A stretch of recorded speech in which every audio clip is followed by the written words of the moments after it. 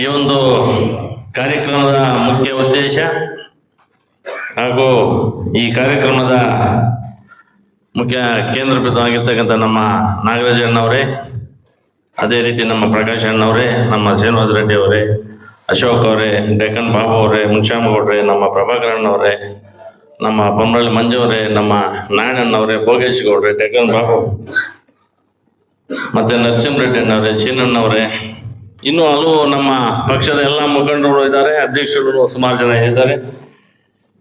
ದಯವಿಟ್ಟು ಕ್ಷಮಿಸಿ, ಯಾಕಂದ್ರೆ ಕಾಲಾವಕಾಶನೂ ಕಡಿಮೆ ಇದೆ. ಈ ನಿಟ್ಟಿನಲ್ಲಿ ನಮ್ಮ ಶ್ರೀನಿವಾಸ ರೆಡ್ಡಿ ಅವರು ಹೇಳ್ಬಿಟ್ಟಿದ್ದಾರೆ ರೈತರ ಬಗ್ಗೆ ಎಲ್ಲ.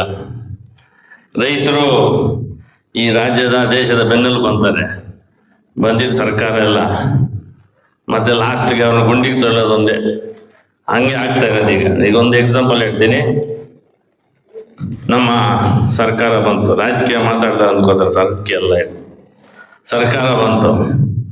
ಒಬ್ಬ ರೈತನಿಗೆ ಟ್ರ್ಯಾಕ್ಟ್ರು ಸಬ್ಸಿಡಿ ಕೊಡ್ತಾ ಇದ್ರು. ಬಹುಶಃ ಆ ಸಬ್ಸಿಡಿ ಈಗ ಇದೆಯಾ? ಅಲ್ಲ ಇದ್ರೆ ಹೇಳ್ರಿ. ರೈತರ ಮಕ್ಕಳಿಗೆ ಸ್ಕಾಲರ್ಶಿಪ್ ಕೊಡ್ತಾ ಇದ್ರು. ಸ್ಕಾಲರ್ಶಿಪ್ ಕಿತ್ತು ಬಿಸಾಕ್ಬಿಟ್ರು. ಲಾಸ್ಟಿಗೆ ಬೋರ್ ಹಾಕ್ಲಿಕ್ಕೆ ಒಂದು 25,000 to 50,000 ರೂಪಾಯಿ ಖರ್ಚು ಮಾಡಿದ್ರೆ ಕರೆಂಟ್ ಸಿಗ್ತಾ ಇತ್ತು. ಈಗ 2.5 to 3 ಲಕ್ಷ ರೂಪಾಯಿ ಕೊಡಬೇಕು, ಖರ್ಚು ಆಗ್ಬೇಕು, ಆದ್ರೂ ಕೈಗೆ ಸಿಗೋದು ಕಷ್ಟ. ಈ ಮಟ್ಟಕ್ಕೆ ಇಟ್ಟಿದ್ದಾರೆ ರೈತರನ್ನ.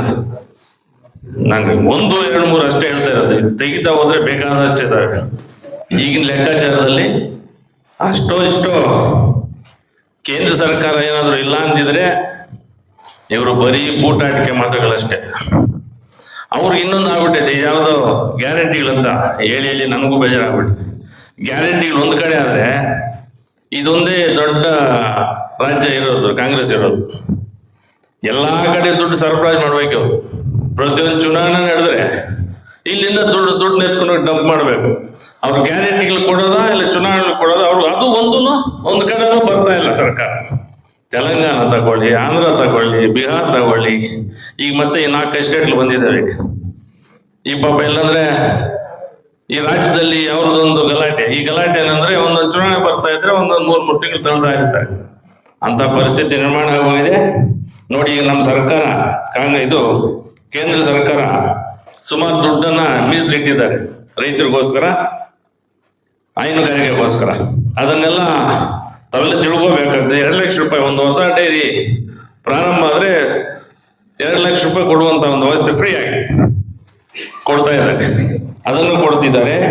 ಮಿಕ್ಕ ಬೇರೆ ನಮ್ಮ ರಾಜ್ಯಕ್ಕೆ 260 ಕೋಟಿ ರೂಪಾಯಿ ಮೀಸಲಿಟ್ಟಿದ್ದಾರೆ ರೈತರಿಗೋಸ್ಕರ, ಹೈನುಗಾರಿಕೆಗೋಸ್ಕರ. ಎಲ್ಲ ಬಡ ರೈತರು ಇರ್ತಾನೆ. ಈ ನಿಟ್ಟಿನಲ್ಲಿ ತಾವೆಲ್ಲರೂ ಅರ್ಥ ಮಾಡ್ಕೋಬೇಕು. ಮುಂದಿನ ಮೊನ್ನೆ ಯಾವ್ದು ಇದು ಬಂತಲ್ಲ, ಮಾರ್ಕೆಟ್ ಕಂಪ್ಲೀಟ್ ಸರ್ವನಾಶ ಆಗೋದು, ರೈತರು ವ್ಯಾಪಾರಸ್ಥರು ಆಗೋದು. ಆ ನಿಟ್ಟಿನಲ್ಲಿ ನೋಡಿ ಮೊನ್ನೆ ಕುಮಾರಣ್ಣವರು ಒಂದು ತೀರ್ಮಾನ ತಗೊಂಡು ಮೊನ್ನೆ ಸುಮಾರು ದುಡ್ಡು ಎಲ್ರಿಗೂ ದುಡ್ಡು ಬಂದ್ಬಿಡ್ತು. ಆ ನಿಟ್ಟಿನಲ್ಲಿ ರೈತರಿಗೋಸ್ಕರ ದುಡಿಯೋರು ಯಾರಾದ್ರೂ ರಾಜ್ಯದಲ್ಲಿ ನೆನೆಸ್ಕೊಂತಾರೆ ಅಂತಂದ್ರೆ ನಮ್ಮ ದೇವೇಗೌಡರ ಫ್ಯಾಮಿಲಿ. ಅಷ್ಟು ಬಿಟ್ರೆ ಯಾರು ನೆನೆಸ್ಕೊಳ್ಳಲ್ಲ. ಇವರೆಲ್ಲ ಬರೀ ಹೈಟೆಕ್ ರಾಜಕಾರಣ, ಶೋಕಿ ರಾಜಕಾರಣ ಮಾಡಿಕೊಂಡು ರಾಜ್ಯನ ದಿವಾಳಿ ಮಾಡಿಬಿಟ್ಟು ಒಂದಿನ ಯಾವ ಮಟ್ಟಕ್ಕೆ ಹೋಗಿದೆ ಅಂತಂದ್ರೆ ಬಹುಶಃ ರಾಜ್ಯನ ಮರ್ತೋಗ್ತಾರೆ ಕೆಲವು ದಿನಗಳು. ಆ ಮಟ್ಟಕ್ಕೆ ತಂದು ಇಟ್ಟಿದ್ದಾರೆ. ನಾವೆಲ್ಲರೂ ಮುಂದೆ ಅರ್ಥ ಮಾಡ್ಬೇಕು. ನೋಡಿ ಮೊನ್ನೆ ರಾಜ್ಯಸಭೆಯಲ್ಲಿ ನಮ್ಮ ಇವರು ದೇವೇಗೌಡರು ಕಣ್ಣಲ್ಲಿ ನೀರು ಹಾಕೊಂಡು ರೈತರಿಗೋಸ್ಕರ ನೀರು ಬೇಕು ಅಂತ ಅಷ್ಟೊಂದು ಅವ್ರನ್ನ ರಿಕ್ವೆಸ್ಟ್ ಮಾಡ್ಕೊಂಡ್ರು. ಇಡೀ ವಯಸ್ಸಿನಲ್ಲಿ 94 ವರ್ಷ ಯಾರು ರೈತರ ಬಗ್ಗೆ ಎಷ್ಟು ಮಾತ್ರ ಕಾಳಜಿ ವಹಿಸಿ ಮಾಡ್ತಾರೆ ಅಂತ ತಾವೆಲ್ಲರೂ ತಿಳ್ಕೋಬೇಕು. ರೈತರು ಬಡವರು ಮುಂದಿನ ದಿನಗಳಲ್ಲಿ ಯಾವ ರೀತಿ ಯಾವ ತೀರ್ಮಾನ ತಗೊಂಡ್ರೆ ನಮ್ಮ ರೈತರಿಗೆ, ಮುಖ್ಯವಾಗಿ ಬಡವರಿಗೆ, ಕೂಲಿ ಮಾಡ್ತಕ್ಕಂಥವ್ರಿಗೆ, ಎಲ್ಲಾ ಸಮುದಾಯಕ್ಕೆ ಒಳ್ಳೇದಾಗತ್ತೆ ಅಂತ ತಾವೆಲ್ಲರೂ ತೀರ್ಮಾನ ತಗೊಂಡು ಏನು ಈ ಸಂದರ್ಭದಲ್ಲಿ ಮಾತಾಡಲು ತಮ್ಗೆ ಅವಕಾಶ ಕೊಟ್ಟ ಎಲ್ರಿಗೂ ಒಂದಿಸಿ ನನ್ನ ಮಾತನ್ನ ಮುಗಿಸ್ತಾ ಇದ್ದೀನಿ.